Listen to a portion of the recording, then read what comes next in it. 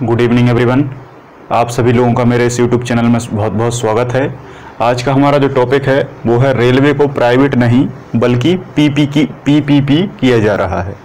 अब ये पीपीपी क्या है, इसके बारे में मैं आपको इस लेक्चर में बहुत डिटेल से बताने वाला हूं, क्योंकि बहुत सारे लोगों का ये कन्फ्यूजन रहता है, डाउट रहता है कि अब रेलवे जो है वो प्राइवेट होने जा रहा है। मतलब ये है कि अब रेलवे पूरा प्राइवेट हो जाएगा और किसी प्रकार की गवर्नमेंट जॉब रेलवे में नहीं होगी, है ना। तो ये इस तरीके की बहुत सारे कन्फ्यूजन है बहुत सारे लोगों के दिमाग में, और बहुत सारे लोग यही मानते हैं कि जो मोदी जी की सरकार है वो रेलवे को प्राइवेट कर रही है ना। तो ऐसा बिल्कुल नहीं है। आपको इस लेक्चर को पूरा देखना है और समझना है कि वास्तव में रेलवे में क्या किया जा रहा है, ठीक है।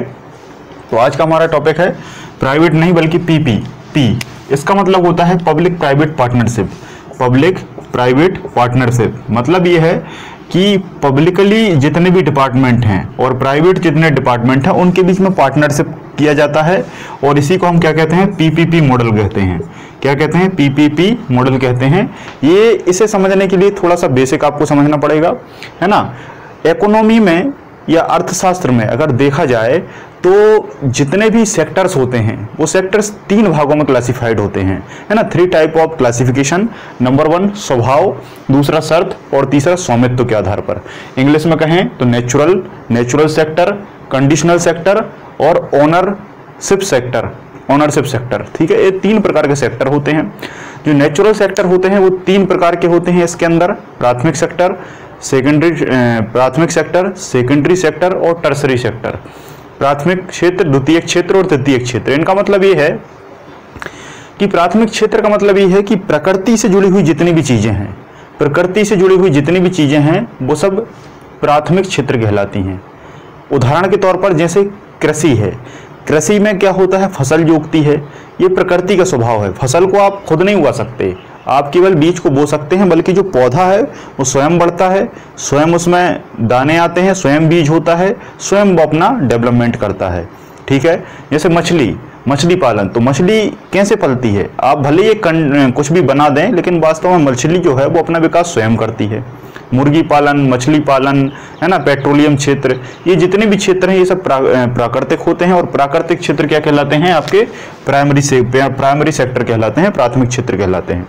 द्वितीयक क्षेत्र में या सेकेंडरी सेक्टर में अगर हम बात करें तो सेकेंडरी सेक्टर में सारी फैक्ट्रियां आती हैं, लघु उद्योग, मध्यम उद्योग, बड़े उद्योग, है ना, बहुत सारी कंपनियां। कुल मिलाकर कहने का अर्थ ये है कि जब किसी चीज को उत्पादित किया जाता है तो उसका सीधा उपयोग नहीं होता, बल्कि उसे फैक्ट्री में मॉडिफाइड किया जाता है हमारी जरूरत अनुसार, ठीक है, हमारी जरूरत अनुसार। जैसे मान लो गेहूं है, गेहूं किसान ने उगाया, उसके बाद उस गेहूं के आटे को फैक्ट्री ले जाया गया और उससे वहां पर बिस्किट बना दिया, बिस्किट बना दिया। तो वो जो बिस्किट का बेसिक कंपोनेंट है वो जहां तैयार हुआ प्रकृति से वो प्राथमिक सेक्टर है, जहां बिस्कुट को बनाया गया जिस कारखाने में वो सेकेंडरी सेक्टर है।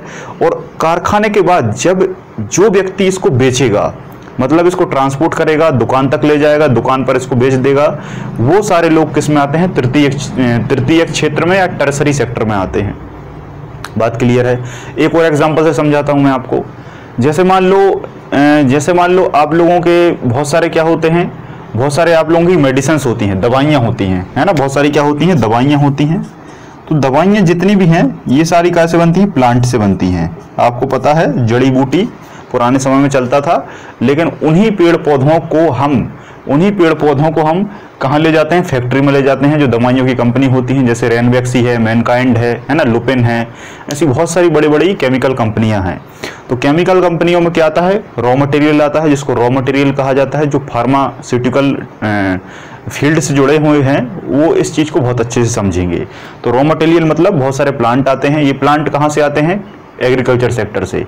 हम सामान्य तौर पर बहुत सारी फसलें लगाते हैं, कहीं कहीं कुछ ऐसे विशेष क्षेत्र होते हैं जहां पर दवाइयों के पौधे लगाए जाते हैं, उन पौधों से दवाई कंपनियां बनती है ना। तो जहां उगा जिस खेत में होगा वो प्राथमिक सेक्टर है, जहां पर बना वो द्वितीयक सेक्टर है, और जिसको जो इसे सेल करेगा, जितने व्यक्ति सेल करने में लगेंगे वो तृतीयक सेक्टर कहलाएगा। बात क्लियर है। तो इन प्रकार से 3 सेक्टर होते हैं जो कि स्वभाव के आधार पर या नेचर के आधार पर डिपेंड होते हैं। दूसरा हम बात करें शर्त के अनुसार। शर्त मतलब कंडीशन के आधार पर, on the basis of condition. Condition के आधार पर 2 प्रकार होते हैं। नंबर 1 ऑर्गेनाइज्ड और नंबर 2 अनऑर्गेनाइज्ड। बात क्लियर है, यहां पर लिखा हुआ है। पहला है आपका क्या, ऑर्गेनाइज्ड। ये देखो, ये यहां पर पहले लिखा है ऑर्गेनाइज्ड, और दूसरा क्या है, अनऑर्गेनाइज्ड, है ना, संगठित और असंगठित।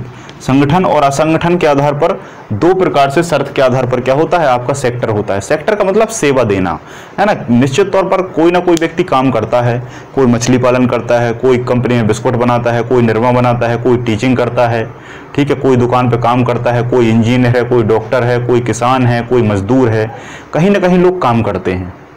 तो जितने लोग काम करते हैं ये सब सर्विस सेक्टर में आता है। फैक्ट्री में जो काम करता है, फैक्ट्री आता है सेकेंडरी सेक्टर में, और खेती वगैरह आता है, जितनी भी चीजें हैं ये सब प्राइमरी सेक्टर में आता है।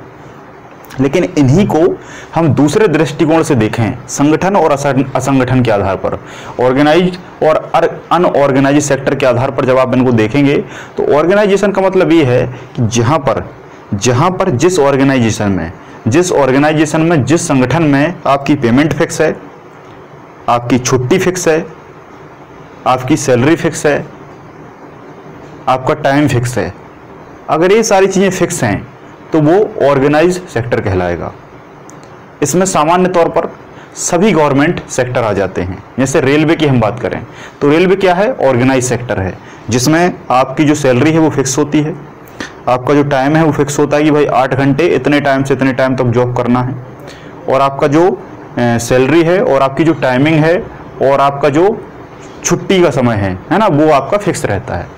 ठीक है, तो रेलवे हो या कोई सा भी इनकम टैक्स डिपार्टमेंट हो, चाहे आपका बैंक हो, चाहे आप गवर्नमेंट टीचर हो, कोई सा भी डिपार्टमेंट हो, सारे ऑर्गेनाइज्ड सेक्टर गवर्नमेंट कहलाते हैं, और अनऑर्गेनाइज्ड सेक्टर सारे क्या कहलाते हैं, आपका सारे प्राइवेट कहलाते हैं। जैसे इसमें सबसे अच्छा उदाहरण है अनऑर्गेनाइजेशन में एग्रीकल्चर, कृषि में देखा होगा आप लोगों ने, कोई निश्चित पेमेंट नहीं होता, कोई निश्चित टाइमिंग नहीं होता, है ना। जब जाना है आपको, जब जाना है, जहां जाना है जा सकते हैं आप, कोई दिक्कत नहीं होती, कोई टाइमिंग नहीं होती कि भाई कब टाइमिंग। ये पूरा डिपेंडेंट होता है वेदर के आधार पर, है ना, मानसून के आधार पर डिपेंड करता है, मौसम के आधार पर डिपेंड करता है।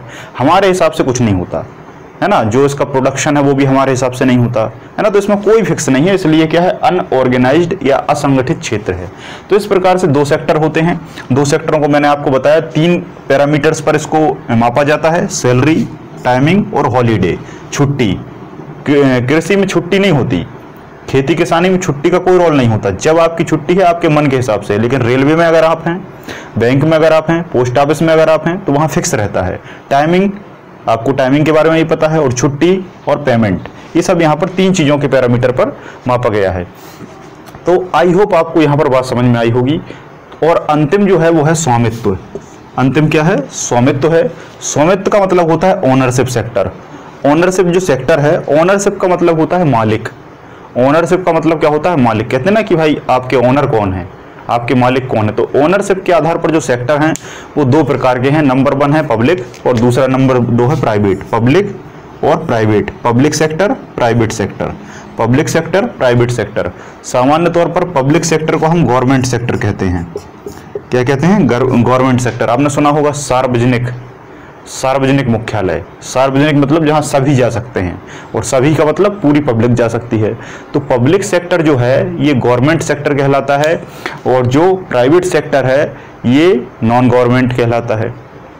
तो ऐसे 2 सेक्टर क्रिएट किए गए इकोनॉमी में, जो कि ओनरशिप के अंतर्गत आते हैं। ठीक है, बात समझ में आ रही है आपको। बहुत ही सिंपल और आसान भाषा में मैं आपको समझा रहा हूँ, यानी ये थोड़ी सी 3 टर्में आपको थोड़ी सी दिक्कत दे सकती हैं।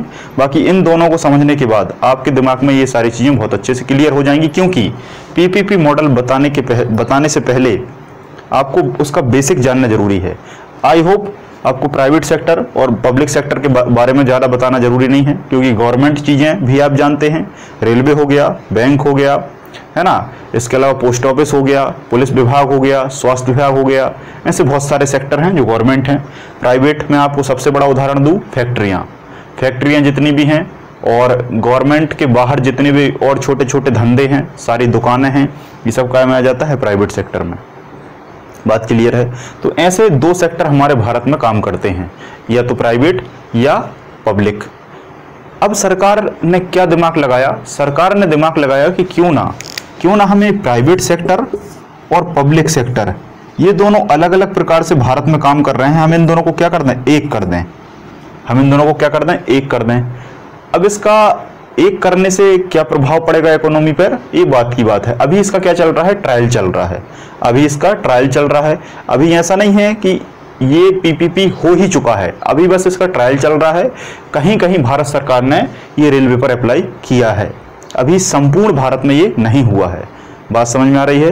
तो ये क्या है, पब्लिक और प्राइवेट दोनों को साथ में लेकर चलेगा, इसलिए इसको पब्लिक प्राइवेट पार्टनरशिप या PPP, public private partnership model कहा जाता है। बात क्लियर है। पब्लिक भी मिलेगी और प्राइवेट में मिलेगी और आपका काम करेगी। अब इसमें कुछ लोगों का कहना है कि अगर रेलवे प्राइवेट हो जाएगा तो सारी नौकरियों का क्या होगा, अगर प्राइवेट सेक्टर आ जाएगा तो सारे प्राइवेट लोग काम करेंगे। तो ऐसा बिल्कुल नहीं है, ऐसा बिल्कुल नहीं है। अगर प्राइवेट व्यक्ति आएगा तो जो एक पढ़ा लिखा व्यक्ति एग्जाम निकाल कर आता है और सारी रेलवे की सुविधाओं और सारे कार्यों का संचालन करता है, वो एक प्राइवेट पर्सन कैसे कर सकता है। उसको ना ट्रेनिंग मिली है, ना उसको उतना ज्ञान है, ना वो इंजन के बारे में जानता है, ना उसने इलेक्ट्रिक से या डीजल से या किसी भी ट्रेड से पर्टिकुलर क्वालिफिकेशन किया हो। तो ये सब कहाँ से आएगा, ये सब आपको गवर्नमेंट से ही आएगा। तो कुल मिलाकर ये है कि जब रेलवे सेक्टर जो रेलवे है, ये रेलवे का क्या हुआ है, विस्तार हुआ है।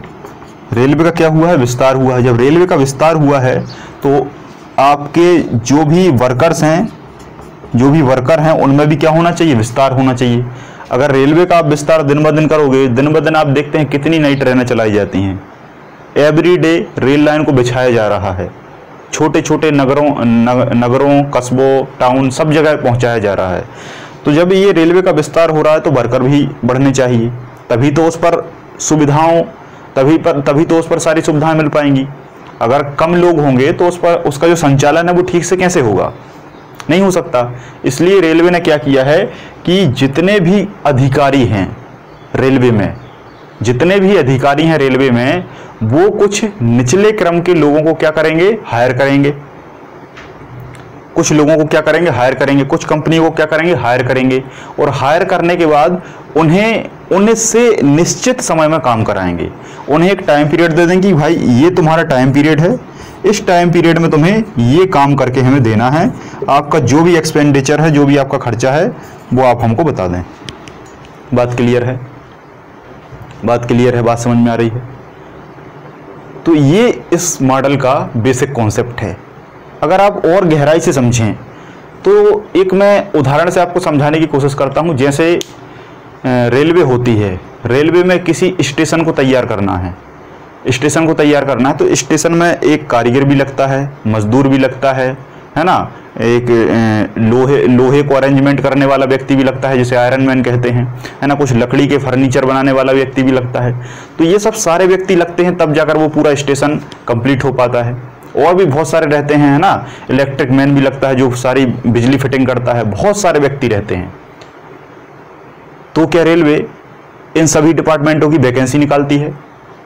आप मुझे बताइए, तब जाके वो प्लेटफॉर्म बनता है या रेलवे स्टेशन बनता है? ऐसा नहीं है।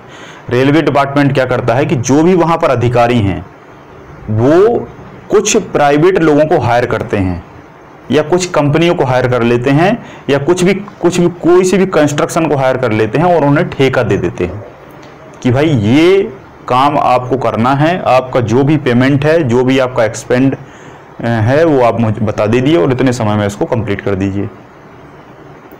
बात क्लियर है। तो इस तरीके से ये मॉडल को तैयार किया गया है ना। तो जो अधिकारी हैं गवर्नमेंट के, वो रेलवे पर वैसे ही आते रहेंगे जैसे आते रहे हैं। तो नौकरियों में कोई दिक्कत नहीं होगी, नौकरियों में और बढ़ोतरी ही होगी, क्योंकि रेलवे का क्या हो रहा है, विस्तार हो रहा है ना। अब जैसे मान लो, इसका मैं और एग्जांपल बताता हूं आपको। हबीबगंज स्टेशन, ये आप लोगों को पता ही होगा, हबीबगंज स्टेशन। तो हबीबगंज स्टेशन भोपाल में है। ये सारी स्टेशन प्राइवेट हो चुकी है। ये कैसी हो चुकी है? प्राइवेट हो चुकी है। अब आप मुझे एक बात बता दो कि इसमें जितने भी रेलवे के कर्मचारी काम कर रहे हैं वो प्राइवेट हैं क्या? आप मुझे बता दो। जो बंसल ग्रुप है, बंसल ग्रुप ने इसको क्या किया है? बंसल ग्रुप एक प्राइवेट ग्रुप है और उसे गवर्नमेंट ने ये सारा ठेका दिया हुआ है। तो बंसल ग्रुप केवल वहां पर काम कर रहा है, इंफ्रास्ट्रक्चर का काम कर रहा है। बाकी जितने भी अधिकारी हैं वो रेलवे के ही रहेंगे, वो गवर्नमेंट से ही आएंगे, वो एग्जाम से ही आएंगे, वो पढ़ाई लिखाई से ही आएंगे, पढ़ लिख के आएंगे, एग्जाम निकाल के आएंगे, तभी वो एक अच्छा काम कर पाएंगे। नहीं तो अगर ऐसे प्राइवेट लोगों को भर लिया तो रेलवे का क्या होगा, आप खुद सोचिए। तो निश्चित तौर पर आप लोग, जितने भी लोग इस वीडियो को देख रहे हैं, वो हबीबगंज स्टेशन जरूर गए होंगे और वहां पर चाहे टीटी हो, चाहे टिकट काटने वाला व्यक्ति हो, चाहे स्टेशन मास्टर हो, है ना, चाहे कोई भी हो, जितने भी अधिकारी हैं, चाहे ड्राइवर हो इंजन चलाने वाला, तो ड्राइवर क्या हम किसी भी प्राइवेट व्यक्ति को दे देंगे कि आओ भाई इसको जौलपुर तक पहुंचा दो? ना उसको ट्रेनिंग मिली, ना ही कुछ। तो ऐसा संभव नहीं है। तो इसके लिए क्या होना जरूरी है? आपको एजुकेटेड होना जरूरी है, जो कि एग्जाम के द्वारा ही संभव है। ठीक है, तो निश्चित तौर पर आपको ये समझ में आया होगा कि किस तरीके से रेलवे का विस्तार हो रहा है। इसलिए उसको अच्छा और सुदृढ़ और डेवलपमेंट बनाने के लिए हमें कुछ ऐसे प्राइवेट कंपनी और लोगों की जरूरत है जिससे कम समय में उसका क्या हो सके, विकास हो सके, बल्कि उसे संचालित कौन करेगा? गवर्नमेंट अधिकारी ही करेंगे। ये जो प्राइवेट दिख रहा है शब्द, ये केवल इंफ्रास्ट्रक्चर के लिए उपयोग हुआ कि वहां पर जो लोग आएंगे, जैसे मान लो एक प्लेटफॉर्म तैयार किया, तो उस प्लेटफॉर्म को जब तैयार किया, उसको बनाया, तो वो प्राइवेट लोगों ने बनाया। उस पर दीवारें बनाई, उस पर लेंटर डाला, उस पर ईंटें वगैरह, जो भी काम है, जितना भी इंफ्रास्ट्रक्चर का काम है, निर्माण का काम है, वो किसने किया? प्राइवेट ने किया। जब पूरा प्लेटफॉर्म कंप्लीटली बन गया, तब वहां पर जो रेल की व्यवस्था है उसको कंट्रोल करने का काम कौन करेगा? पब्लिक डिपार्टमेंट या गवर्नमेंट डिपार्टमेंट करेगा। स्टेशन मास्टर प्राइवेट नहीं होगा, पोर्टर प्राइवेट नहीं होगा, जितने भी रेल के और भी डिपार्टमेंट होते हैं, उनके सारे जितने भी डिपार्टमेंट हैं वो सब गवर्नमेंट वहां पर अपॉइंट करेगी। अब उसी प्लेटफॉर्म को थोड़ा सा और डेवलप करना है। अभी आप देखते होंगे हबीबगंज स्टेशन निर्माणाधीन है, निर्माण होती जा रही है। तो भाई साहब, हबीबगंज स्टेशन का जो निर्माण हो रहा है वो प्राइवेट डिपार्टमेंट कर रहा है, बंसल ग्रुप। और जो वहां पर अधिकारी बैठे हुए हैं, जो उसको संचालित कर रहे हैं, वो गवर्नमेंट हैं, वो पब्लिक हैं। इसी कारण से पब्लिक प्राइवेट पार्टनरशिप कहा गया, PPP कहा गया। बात क्लियर है? तो आई होप इस छोटे से लेक्चर में आपको ये समझ में आया होगा कि प्राइवेट क्या है और ये PPP क्या है। ठीक है, तो आज के इस लेक्चर में आप सभी लोगों का बहुत बहुत धन्यवाद। जय हिंद, जय भारत।